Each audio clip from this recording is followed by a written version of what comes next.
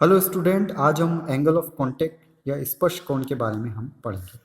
तो क्वेश्चन आपके सामने है, डिफाइन एंगल ऑफ कांटेक्ट, स्पर्श कोण को समझिए। देखिए यहाँ पर दो ट्यूब है। एक ट्यूब के अंदर हमने पानी या वाटर को फिल कर रखा है और दूसरी जो ट्यूब है उसके अंदर हमने मर्क्यूरी या पारा को फिल कर रखा है। यहाँ पर हम ये मान सकते हैं कि ये ट्यूब टेस्ट ट्यूब है या ब्यूरेट है। ठीक है, तो एक में पानी फिल किया है, एक में पारा या मर्क्यूरी फिल किया है। तो कॉन्टेक्ट ऑफ एंगल क्या होता है? देखिए, जैसे हम पानी को अगर फिल करते हैं तो पानी का ऊपर का जो लेवल होता है वो इस तरह से बन जाता है। इसको कॉन्केव मेनिस्कस बोलते हैं या नवचंद्रक अवतल बोलते हैं। लेकिन अगर हम मर्क्यूरी फिल करते हैं तो मर्क्यूरी का जो ऊपर का लेवल होता है वो इस तरह से बनता है। उसको हम बोलते हैं नवचंद्रक उत्तल या कॉन्वेक्स मेनिस्कस बोलते हैं।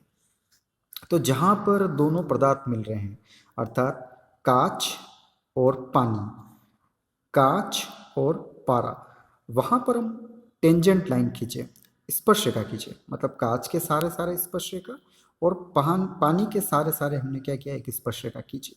उन दोनों के बीच में बनने वाला जो एंगल होता है, कोण होता है, वही आपके स्पर्श कोण या कॉन्टेक्ट ऑफ एंगल कहलाता है। थीटा 8 to 9 डिग्री होता है फॉर वाटर के लिए।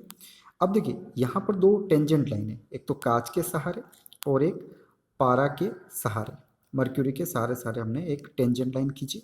इन दोनों के बीच में जो एंगल बन रहा है वो 135 डिग्री होता है और ये 135 degree angle he contact of angle या स्पर्श कोण कहलाता है। तो देखिए, एंगल ऑफ कांटेक्ट पानी के लिए जो होता है वो 90 डिग्री से कम होता है और पारा के लिए जो थीटा जो होता है वो 90 डिग्री से ज़्यादा है। अब इसकी definition, angle of contact, the angle between two tangent draw at A point of contact between where one tangent is drawn to the solid surface into liquid and other tangent is drawn to the liquid surface is known angle of contact। Simple सी बात है कि जहाँ पर पानी और कांच मिला वहाँ पर हमने स्पर्श रेखाएं खींची और स्पर्श रेखा या टेंजेंट लाइन के बीच में जो बनने वाला एंगल होता है वही एंगल या वही एंगल क्या कहलाता है, आपके स्पर्श कोण कहलाता है। अब देखिए हिंदी में हम देखेंगे, तरल व ठोस के मिलने की जगह पर दो स्पर्श रेखा खींची जाए। एक स्पर्श रेखा ठोस के साथ हो और दूसरी स्पर्श रेखा तरल के साथ हो। दोनों स्पर्श रेखाओं के बीच बनने वाले कोण को ही हम क्या बोलते हैं, स्पर्श कोण बोलते हैं। तो मेरे हिसाब से आपको स्पर्श कोण क्या होता है समझ में आ गया। बड़ा इंपॉर्टेंट क्वेश्चन है, ये क्वेश्चन आपके आता है। नेक्स्ट क्वेश्चन, ये क्वेश्चन भी आपके आया हुआ है कि कांच की नली में जल का पृष्ठ अवतल होता है व पारे का पृष्ठ उत्तल होता है, क्यों? जैसे अभी हमने देखा कि जब वाटर को हम ट्यूब के अंदर फिल करते हैं तो उसका लेवल जो होता है वो कॉनकेव मेनिस्कस होता है।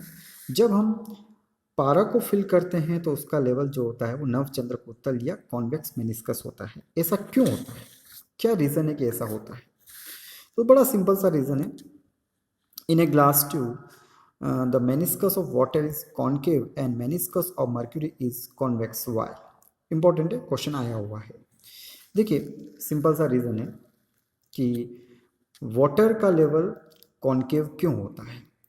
Adhesive force between water and glass is high and cohesive force between water molecule is low, so meniscus of water is concave। बड़ा सिंपल सी बात है कि पानी की बूंदों में जो ससंजक बल होता है वह कम होता है, इस कारण जो पानी का जो लेवल बनता है वो कॉन्केव या अवतल बनता है।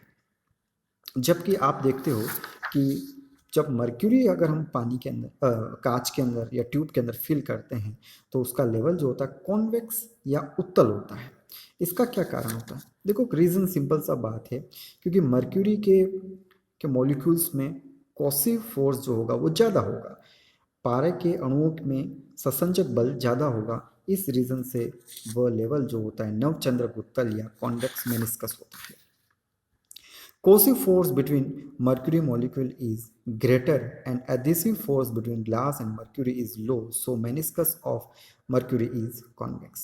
तो देखिए यहाँ पर हिंदी में नहीं लिख रखा है, पर मैंने हिंदी में आपको समझा दिया है। ध्यान रखिए कि नवचंद्रक अवतल जो बनता है पानी जब हम फिल करते हैं, क्यों बनता है? क्योंकि पानी के बूंदों में ससंजक बल कम होता है, जबकि पारा को जब हम ट्यूब के अंदर फिल करते हैं और पारे के ऊपर का जो लेवल बनता है वो कॉन्वेक्स मेनिस्कस या नवचंद्रक उत्तल बनता है। क्यों बनता है?